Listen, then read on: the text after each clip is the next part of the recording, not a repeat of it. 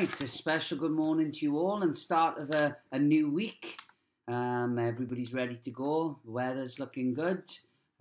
We are really looking forward to a week ahead of lots of home learning, good things going on. I think there's a review on Friday by the government, so we might hear something this week about what's happening with schools. Hopefully we'll get some good news, but we'll have to wait out on that. But start of another week, back to our assemblies, and our assembly this morning is about listening to others, so I hope you enjoy it. In a faraway land where the fields were green and the hills rolled over the countryside, there lived an old man called Kirk with his son. Kirk had farmed the land for many a year, just as his father had done so before him, and just as his son would do when he was gone. Kirk worked hard every day and enjoyed his peaceful life in the countryside. He was proud of the crops he grew and the stock he raised, especially young donkey's calf that was now fully grown. The calf had been transformed into a beautiful and plump donkey with brown and smooth hair. One day, as he gazed out of the kitchen window, Kirk turned to his son. "Now our donkey has become fat and it's nice time for us to sell him. I'm sure we can get a good price if we act quickly. But in our village there is no one who needs a donkey, and the village where someone needs one is very far from here. If we walk the donkey to that faraway village, he may get thin with fatigue and we won't get paid as much as we should. What can we do?" I'm thinking, what can he do now? Problem solve this one. How can they get the donkey from one place to another without walking him there? Because if they walk him, he's going to get too fit and all the fat's going to come off him. Kirk and his son pondered their problem over a cup of tea and some biscuits before they eventually decided on what to do. They called the donkey to them, fastened each pair of its feet tightly together, passed a pole between the pairs of feet, and shouldered its two ends. Kirk and his son walked slowly along the path as they began to carry their beautiful plump donkey to the faraway village, where they hoped they would get a good price.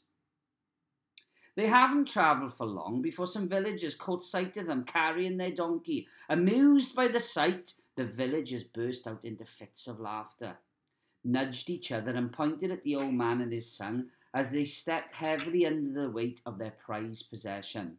"What a strange sight," the villagers laughed. "Two men carrying a donkey isn't the way it should be. Old man, you have got it wrong.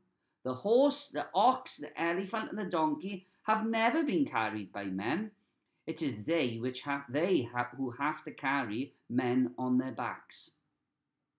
Kirk looked at his son and nodded. The villagers were right. They quickly untied the donkey and pondered their next decision. "We cannot both ride the donkey at the same time, for our burden will be too much for it to bear. You ride on it, and I will follow along behind, for our donkey is not strong enough to carry both of us." The young man did as he was told and climbed on the donkey's back, with Kirk following along behind. Before long, the pair came to another village. Within moments, some villagers had gathered. Amused at the sight of an old man walking alongside behind his son on a donkey, their bursts of anger echoed in the old man's ears along with their harsh words. "What an ungrateful son you are! You should be ashamed of yourself. You are strong enough to walk while your old father is not. Get down at once and let your old father ride on the donkey." The son jumped from the donkey's back immediately, shocked by the villagers and their words. The old man climbed on the donkey's back, and father and son continued on their way, this time with the son walking along behind. As lunchtime approached, the pair became thirsty and so stopped by a well for some well-deserved water and a rest. A crowd of people surrounding the well watched them as they drew near. Looking at the handsome young man walking slowly behind the donkey, they felt a great sympathy for him. They resented that the old man was riding so comfortably on the donkey while the young man walked behind in the blistering heat of the midday sun. The young donkey is plump and pretty. It should have a rider who is of the same grace in its back, not an old man like you. You should get off the donkey and let the young man ride it. Kirk and his son were confused by the words. They pondered their problem over lunch, and before setting off, decided on a solution. "We will both ride together on the donkey, you in the front and me behind you," decided the old man, and they set off along the path before them. It wasn't long before the father and son came to a village where they intended to spend the night. A guard watched them approach. "Where are you going, men?" he asked. "We are going to the faraway village," they answered.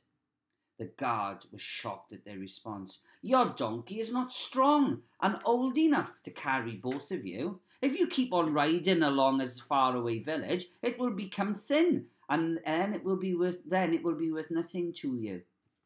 How foolish you are! If you had any sense, you would let it walk." Kirk and his son set off the next morning, leading their donkey along the path with them on a rope. Soon the travellers arrived at a field. They stepped carefully this way and that, for everywhere they looked there were thistles, larger and pricklier than they had ever seen. "Walk carefully, old man. My field is full of thorns, for it is not yet cleared up. But you have a donkey. Why don't you ride on it to avoid the thorns? Why do you treat it as your ruler? How foolish you are." The father and son looked at each other. This is hopeless. We can change what we are doing to make someone happy, and it doesn't please someone else. We change what we are doing to make someone else happy, and then even more people disagree with us. Whatever we do, we get a scolding and a telling off from someone. At last they agreed. We just have to travel as we see fit and leave others to their own opinions. We cannot listen to everyone, so we simply have to listen to ourselves. The farmer and his sons carried on their way. When they finally reached the faraway village, the beautiful plump donkey was sold for a very pleasing price. The farmer and the son were finally happy. And it says here for the reflection, there are some people that we need to listen to, such as adults, our parents or our teachers. The farmer and his sons learned that they could not listen to everyone's advice and eventually had to stop being true to themselves and listen to what they themselves thought was the right thing to do. And as you get older, that's something that you have to do more often. People will offer you lots of advice in life. You don't have to take all of it, but you have to reflect on the advice that is the best for you. And you have to make that decision in your own heart, what you know to be right. Sometimes people will give you good advice. Some people will give you bad advice. It's always a good idea to listen to mums, dads, or whoever looks after you, but teachers, because they have your best interests at heart. But there are some people who will give you advice who perhaps won't give you the best of advice. So learning how to take advice and know in your heart what the right thing is to do is very, very important. So, I hope you've enjoyed this morning's assembly. We'll say our school prayer to finish off, and we can put our hands together and eyes closed, or we can pray in whichever way we wish. But we will all say our school prayer together. Un, dau, tri. This is our school. Let peace dwell here. Let the rooms be full of contentment. Let love abide here. Love for one another and love for life itself. Let our school be a lovely place where all of us are caring to each other, to work our best and show our smiling face, staff and children helping one another today and always. Have a lovely day. Enjoy your home learning. Be good for mums and dads or whoever looks after you. And hopefully I shall see you soon.